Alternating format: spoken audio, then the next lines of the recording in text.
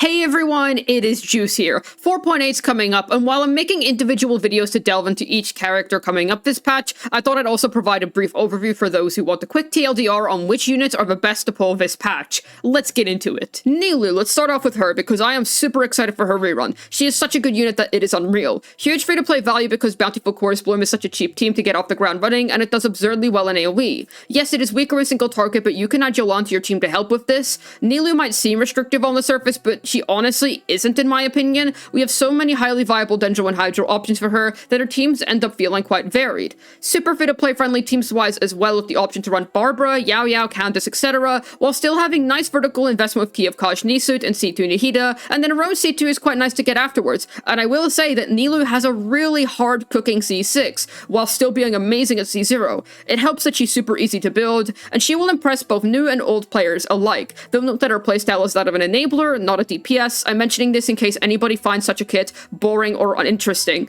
Super low bar to entry in terms of skill required to play her. I like Nilou, can you tell? All in all, crazy high value pull that provides wild AoE clears, especially considering how little you have to pour in to make her cook. Now we're on to Navia. If you thought Nilou was peak, then we aren't done here yet. Navia is gonna give your enemies a proper send-off, alright? Super powerful Geo DPS. Solid free-to-play value thanks to Tidal Shadow and the Melusine Sword. Great low spender value as Serpent Spine is an excellent battle pass choice for her. Great and creative playstyle with how she breaks Geo's conventions and appreciates non-Geo characters in her teams. Very flexible teams, actually. I personally really like her team with Noelle, Yelan, Farina, and Navia. Great in single target, a bit worse in anything with more than 2 targets, since if you can't hit every enemy in front of her with her E, then you're screwed because her DPS is so Omega front-loaded. Super nice in multi-wave because she has 2 nukes which she can blast out per new wave. In general, lovely how you can just part out her damage if necessary for the situation at hand. Her vertical investment is just okay because her signature weapon Verdict is good, but Constellations are mediocre. C2 and Navia is okay, but nowhere near as good as Noivalette or Farina's cons.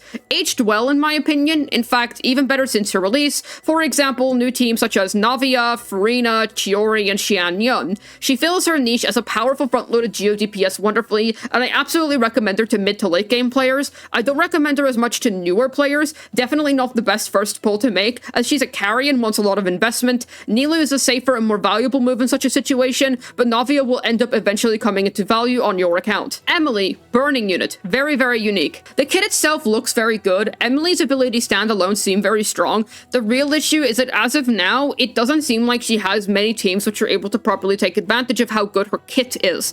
Emilie wants Burning to make her good, Emilie doesn't make Burning good. This is where the real issue lies. Now she is super unique, especially since we rarely get any sub-DPS Dendros. It's usually always pure support, and we only have 2 dedicated Dendro damage dealers with Alhaitham and Tainari, so she is a very welcome fresh breath of air. She's not going to be that low investment friendly since Burning is not core based and will require proper artifacts and crit to properly hit the ground running. I think she will become a lot better in Outline if we get more Burning dedicated units, but don't pull Emilie in hopes for her getting really strong in the future. Holy copium. Instead, invest when her rerun arrives once she gets that huge value increase instead of assuming she might get better soon. That's a safer move for your Primogems.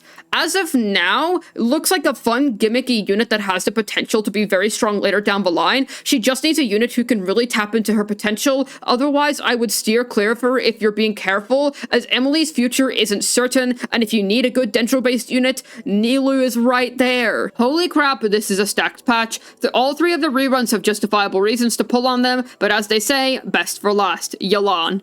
Ever since her release in 2.7, she's been a top 5 meta character. Super free-to-play friendly, acts as an amazing second hydro for your account, and it's a total game changer for any account really, amazing for more invested players as well, since in late game, she really begins to outscale Xingqiu by quite a large amount, and she can form a very powerful double hydro core with the aforementioned Xingqiu or Farina, and her vertical investment is wild. C2 is amazing on Yelan, C4 gives you the only valuable HP buffer in the game, and C6 has been power crept by Farina, but that doesn't suddenly make it less insane. It's a really good C6, and Aqua Simulacra is a crazy good DPSing weapon for her. Her skill is really comfortable for travel in both the overworld and across the Abyss stage, honestly quite an underrated quality of life feature of hers, and her ramping damage bonus makes her an effective multi-roller, as if Yelan wasn't already good enough. She works with extremely powerful units such as Arlecchino, making her feel highly competitive in the modern meta, and she's extremely flexible, like everywhere. It's worth mentioning her lovely synergy with Navia and Nilou if you're picking those two up potentially. High sub DPS as well. Great character, and I highly recommend her for any type of player, no matter who you are or how new you are. She will be such an amazing upgrade to your account. Best banner of this patch in my opinion. Now let's talk about the weapon banners. So Verdict, Navia's signature weapon, and Key of Khaj-Nisut, Nilou's signature weapon. Verdict isn't necessary, but it's a really nice weapon for Navia.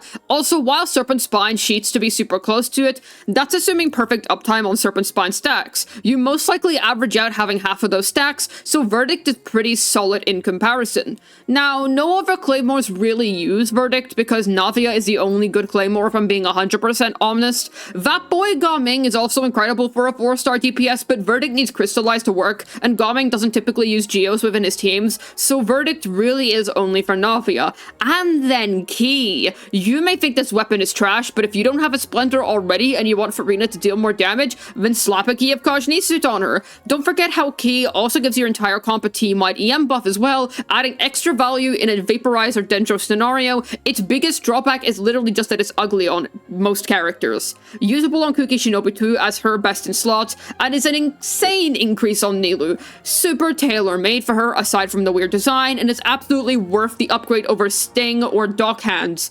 This weapon banner is pretty bad if you A, already have Splendor and are comfortable with keeping Favonius on Farina if you don't have Splendor, or B, if you already have Verdict for Navia or do not own Navia nor do you want to. While Key is good, it's fairly replaceable on a C0 to 5 Farina. It's only worth the risk if you have both characters. Yes, it might seem enticing, but ending up with an unwanted Verdict would be rough. Now for Lumidouce Elegy and Aqua Simulacra. Emilie's weapon is super specific to her because nobody else uses burning in this game right now the way that she does. The crit stick is still nice, however. Not a terrible polearm in fact, because 15% universal attack percent at R1 is great, and 608 base attack is very, very good. Polearms are also such a good weapon type. Really, we have many great polearms. Arlecchino, Hu Tao, you name it, we've got it. Xiangling as well. The weapon is also pretty, which helps. I think that's quite a nice looking weapon. But give me a minute to glaze Aqua Simulacra. Its unconditional 20% damage increase is wild. The HP scaling is not going to be that useful for many units. I guess Ganyu's skill taunt HP scaling, but that's kind of copium. Otherwise, don't worry about it because 88.2% crit damage makes up for everything, in my opinion. Now, yeah, the base attack is on the lower side for a 5-star weapon, so make sure to build your attack scalers with more attack percent substats than usual if you intend to use Aqua Simulacra on them.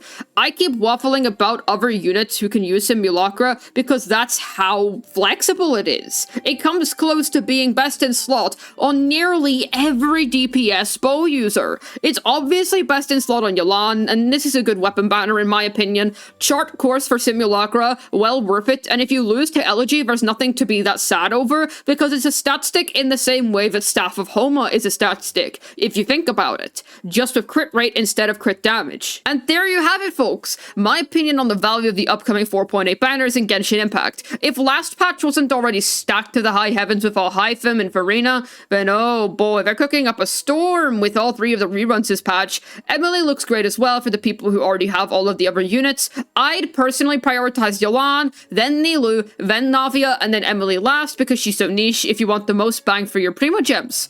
Hopefully this video was able to help you decide who to pull for in Genshin Impact version 4.8. This has been Juice, signing out, and the biggest con about Nilou is that her horns aren't real. They're a pair of frauds.